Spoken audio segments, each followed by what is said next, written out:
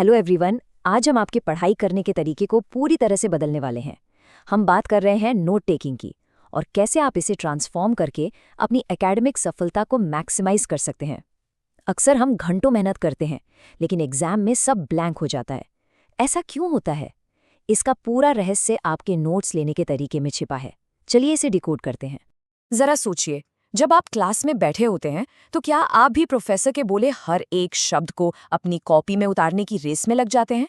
हम सबको लगता है कि ऐसा करने से कोई भी इंपॉर्टेंट पॉइंट मिस नहीं होगा और हमारे पास सारी जानकारी रहेगी। लेकिन सच बताऊं, ये एक बहुत बड़ी गलती है। ये एक पूरी तरह से पैसिव या निष्क्रिय आदत है जो एग्जाम के टाइम पर चीजों को याद रखने की आपकी क्षमता को बहुत नुकसान पहुंचाती है। याद रखिए, आप एक स्टूडेंट हैं, कोई मशीन या स्टेनोग्राफर नहीं। तो आज हम क्या क्या कवर करने वाले हैं? बहुत ही सिंपल है। हम नोट टेकिंग की कुछ आम गलतियों को देखेंगे, ये समझेंगे कि हर शब्द कॉपी करना क्यों खतरनाक है, और फिर मैं आपको बहुचर्चित कॉर्नेल सिस्टम से इंट्रोड्यूस कराऊंगा। साथ ही हम पेज लेआउट, क्यू कॉलम्स और एग्जाम से ठीक पहले वाले क्विक रिव्यू पर भी बात करेंगे। इस सेशन के एंड तक आपके पास एक फुल प्रूफ और सक्सेस ओरिएंटेड सिस्टम होगा। चलिए सबसे पहले बात करते हैं उस जाल की जिसमें हम सब फंसते हैं, आम गलतियां या द ट्रैप ऑफ पैसिविटी। देखिए, सिर्फ कड़ी मेहनत करना काफी नहीं है, स्मार्ट वर्क करना ज्यादा जरूरी है। जो स्टूडेंट्स अक्सर स्ट्रगल करते हैं उनकी एक बहुत ही थकाऊ आदत होती है बिना सोचे समझे हर शब्द कॉपी करना और हाइलाइटर से अपनी किताबों को एक रंग बिरंगा इंद्रधनुष बना देना। उन्हें लगता है कि सब हाईलाइट कर दिया तो पढ़ाई होगी। लेकिन जो सक्सेसफुल स्टूडेंट्स होते हैं ना, उनका तरीका अलग है। वो एक्टिव सिंथेसिस करते हैं। वो नोट्स को सोच समझकर चुनते हैं और जानकारी को बहुत ही स्ट्रेटेजिक तरीके से अरेंज करते हैं। अब आते हैं अपने अगले पॉइंट पर, हर शब्द कॉपी करने से कैसे बचें और सिंथेसिस यानी संश्लेषण की असली ताकत क्या है। अगर आप एक ह्यूमन ट्रांसक्राइबर की तरह काम कर रहे हैं तो आप लिटरली अपनी दिमागी शक्ति बर्बाद कर रहे हैं। इसकी जगह आपको जनरेशन इफेक्ट का इस्तेमाल करना है। अब आप पूछेंगे, ये क्या है?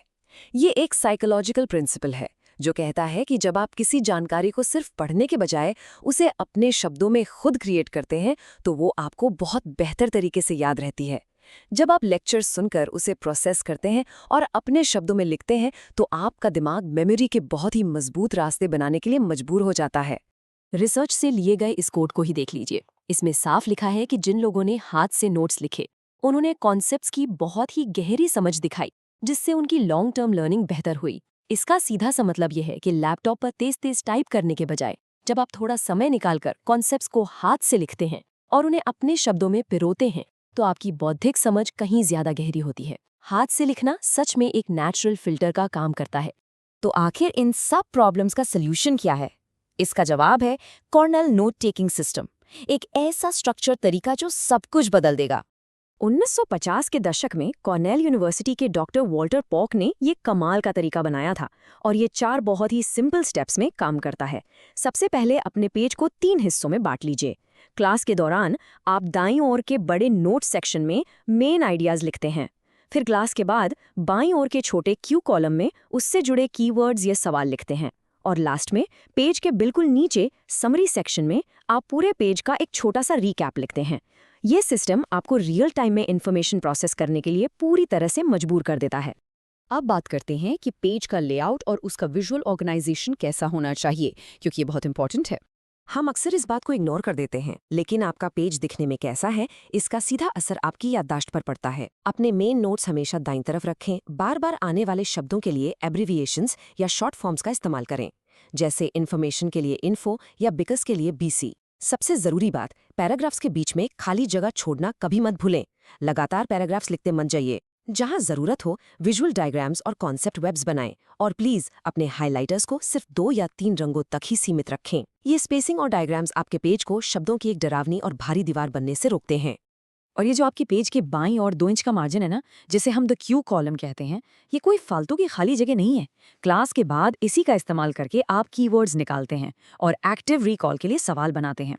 लेआउट की ये छोटी सी ट्रिक एक सिंपल से कागज को आपके लिए एक बेहद powerful built in flash card system में बदल देती है।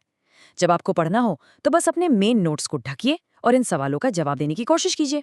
अब देखते हैं कि ये सिस्टम एग्जाम से ठीक पहले आपकी कैसे मदद करता है। क्विक एग्जाम रिव्यू और समरी मास्टरी। सोचिए, कल आपका बहुत बड़ा एग्जाम है और पढ़ने के लिए पहाड़ जितना सिलेबस है। ये वो टाइम है जब ये सिस्टम सबसे ज्यादा काम आता है। रिकॉल के लिए अपने मेन नोट्स को छुपाइए और क्यू कॉलम वाले सवालों से अपना खुद का टेस्ट लीजिए। अपने नोट्स को बस पैसिवली बार बार मत पढ़ते रहिए, इससे दिमाग को बस एक भ्रम होता है कि उसे सब याद है।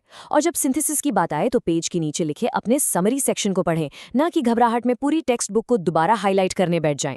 कॉर्नेल सिस्टम अव्यवस्थित नोट्स के उस डर को हमेशा के लिए खत्म कर देता है। और इस पूरे प्रोसेस में इस नंबर 24 का क्या जादू है? ये साइकोलॉजिकल फॉरगेटिंग कर्व यानी भूलने की आदत को मात देने का सबसे बड़ा सीक्रेट है। जो सक्सेसफुल स्टूडेंट्स होते हैं वो क्लास खत्म होने के 24 घंटे के अंदर ही अपने नोट्स को रिव्यू करते हैं और अपना क्यू कॉलम भर लेते हैं। अगर आप ऐसा करते हैं तो जानकारी आपके दिमाग में एकदम पक्की हो जाती है। अगर आप इंतजार करेंगे तो यकीन मानिए आप क्लास में सुना हुआ लगभग सब कुछ भूल जाएंगे।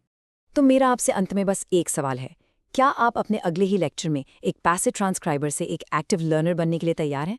मेरी आपसे ये एनर्जेटिक रिक्वेस्ट है कि कल ही अपनी क्लास में एक पेन उठाइए और इस कॉर्नेल मेथड को आजमा कर देखिए। सच कह रहा हूँ, ये आपकी असली क्षमता को अनलॉक करने की चाबी है।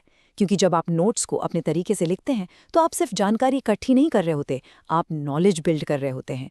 तो क्या आप तैयार हैं अपने अगले स्टडी सेशन को अपनी लाइफ की सबसे बड़ी सक्सेस बनाने के लिए? इस बारे में ज़रूर सोचेगा।